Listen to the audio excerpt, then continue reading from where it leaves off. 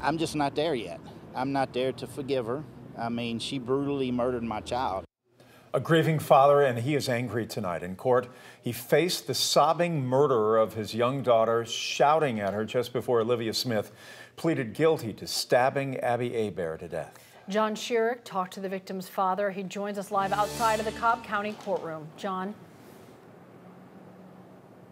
The prosecution and defense both say drugs played a role in this murder. The two teens, the two girls, had smoked marijuana a few minutes earlier, and the defense said Olivia Smith just somehow snapped in some sort of unusual pot-induced psychosis.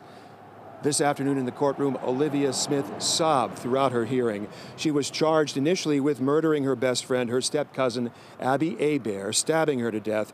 But Olivia was allowed to plead guilty to a lesser crime, voluntary manslaughter. The courtroom was packed. Olivia's family and Abby's family, united by marriage, divided by murder.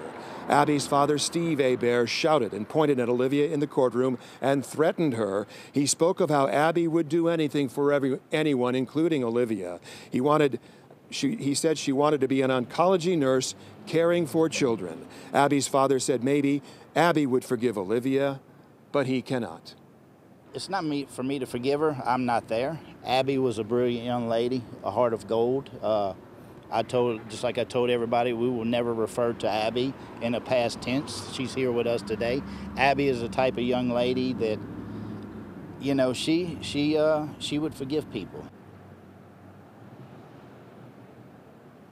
So, Olivia Smith sentenced this afternoon to the maximum for voluntary manslaughter, 20 years in prison, and Steve Hebert pledged to be present at every single parole hearing to make sure that she serves the entire 20 years. Reporting live from Cobb County Superior Court, John Schierick, 11 Alive News.